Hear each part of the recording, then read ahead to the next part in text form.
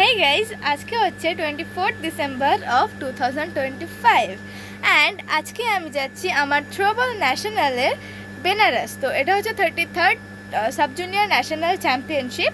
তো এই বেনারস যাওয়ার জন্য আজকে আমার ট্রেন আছে অ্যান্ড আজকে আমার ট্রেন হচ্ছে ধুন এক্সপ্রেস আর রাত্রির 8টার সময়। তো সেই জন্য আমার কিছু খাবার দাবার নিতে হবে, আমি সেটা প্যাক করে নিয়েছি।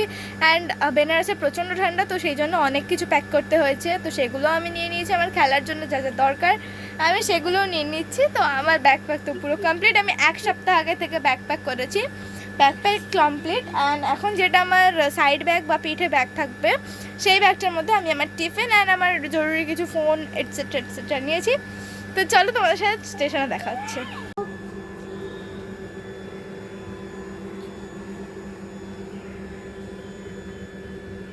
আমি রেডি হয়ে গেছি আমার ট্রেন ধরার জন্য, হাওড়া স্টেশনে যাব।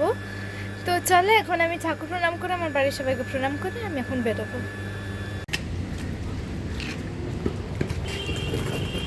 চলে যাচ্ছি বাড়ি ছেড়ে, আর কোনোদিন আসবো না, আর আসবো না। সবাইকে টাটা। এই দেখো দুটো উনিশ দিয়ে দেখি কত। তো বন্ধুরা, তনু ব্যাকপ্যাক নিয়ে কিন্তু একদম রেডি হয়ে বেরিয়ে গেছে রাস্তায়, আর বেরিয়েও গাড়িটা বুক করে নিয়েছে। আর বুক করে নিয়ে চলো এবার আমরাও বেরিয়ে গেছি, মনে হচ্ছে যে আমরাও যাচ্ছি তনুর সঙ্গে, এরকমই কিন্তু মনে হচ্ছিল গাড়িতে বসার পরে।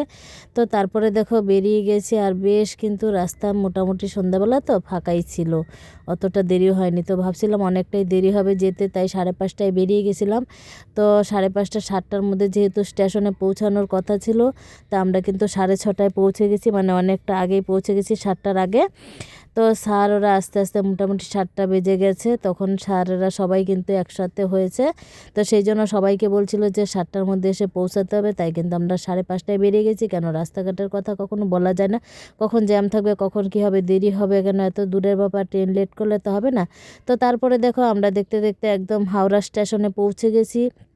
আর পৌঁছে কিন্তু হাওড়া প্ল্যাটফর্মে ঢোকার জন্য 10 টাকা দিয়ে টিকিট কাটতে হয়, যারা মানে না যাবে তাদের। তো আমরা যেহেতু যাব না, তাই আমাদের দুটো টিকিট কাটা হয়ে গেছিলো, যা আমার আর আরেকজন গার্জেনের দুজনের কাটা হয়ে গেছিলো। তারপরে কিন্তু আমরা প্ল্যাটফর্মের ভিতরে ঢুকে গেছি।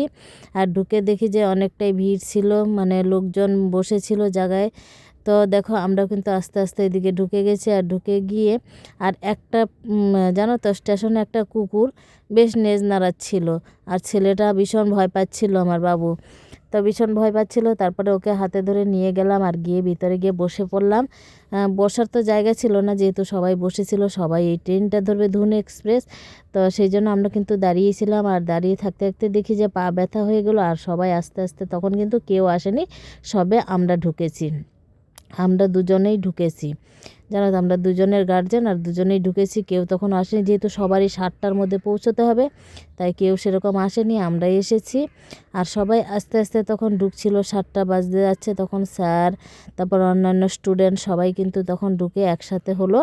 তারপরে একসাথে হওয়ার পরে কিন্তু বেশ ম্যাম স্যারদের সবার সঙ্গে একটু ছোট অল্প স্বল্প কিছু ছবি ওঠানো, একটা স্মৃতি বলো, একটা স্মৃতি থাকলে রাখতে তো হবে, তাই না? তো স্যার ম্যাম সবার সঙ্গে এই ছোট অল্প স্বল্প একটু ছবি টবি উঠলাম। আর বাবু তো স্টেশনে গিয়ে ভীষণ মজা করছিল, ওই যে যেখানে মানে রেলিংগুলো রয়েছে সেখানে বাবু বসছে, উঠছে, নামছে, ওরকম করছে। আর ওদের যেহেতু সময় কাটছিল না, একজন উনু নিয়ে এসেছিলো, সেই স্টেশনে বসে বসে কিন্তু উনু খেলছিল ওরা। আর এদিকে ছোটোখাটো টিফিনও করা হচ্ছিল, কেক টেক খাওয়া হচ্ছিল। তো দেখো এদিকে কিন্তু ওরা বেশ মজা করছিল, উনু খেলছিল। আর বাবু মাঝখান থেকে গিয়ে বলছে আমাকেও নাও। বাবু কিন্তু খেলতে পারে না, যদিও তবুও খেলবে বড়দের সঙ্গে, বলছে আমাকেও নাও। ও খুব রাগ করছিল। তারপরে ওকে নিয়ে গেলাম একটা দোকানে, গিয়ে একটা কিন্ডার জয় কিনে দিলাম, দিয়ে তারপরে ওকে দিয়ে দিলাম ওই যে খাও। আর এদিকে দেখো স্যাররা সবাই মিলে ছবি উঠেছিল, স্যাররা এই যে হচ্ছে তনুদের মেন স্যার। তারপরে দেখো এদিকে আস্তে আস্তে সবাই এসে গেছে একসাথে হয়ে, এখানে হালকা সবাই টিফিন করে তো চলে গেলাম, কিন্তু গাড়ি দিয়ে দিয়েছে, তাই ওদেরকে স্টেশনে ওঠাতে চলে গেলাম। তারপরে দেখো গাড়িতে কিন্তু উঠে গেছে।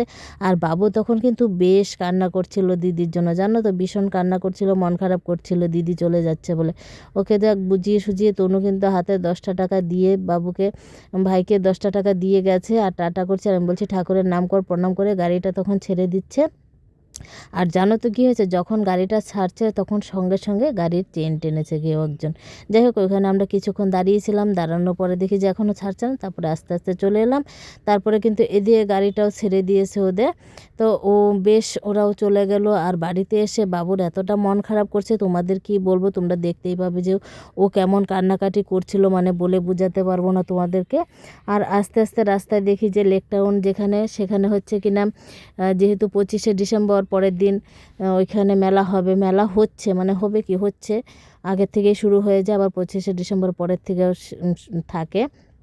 তো সেখানে আস্তে আস্তে একটু ছোট ভিডিও করে নিলাম যে 25শে ডিসেম্বর দেখো কেমন সাজানো হয়েছে আর কত সুন্দর লাগছে, সবই তোমাদের সঙ্গে একটু শেয়ার করব, তাই কিন্তু ভিডিওটাও করে নিচ্ছি। আর এইদিকে দেখো স্টেশন থেকে আমরা সবাই বেরিয়ে গেছি, ট্রেন ছেড়ে দিয়েছে আর আমরাও বেরিয়ে গেছি, বেরিয়ে বাসে উঠে পড়েছি।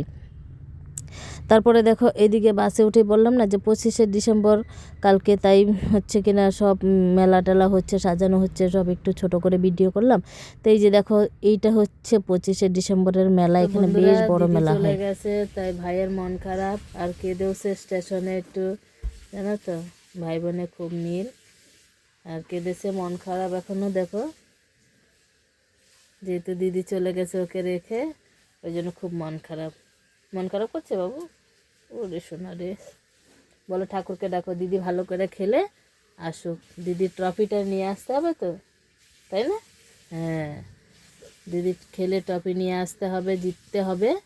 তাই চলো ভালোভাবে যাক, তোমরাও আশীর্বাদ করো যেন ভালোভাবে খেলে আসতে পারে। চলো বন্ধুরা।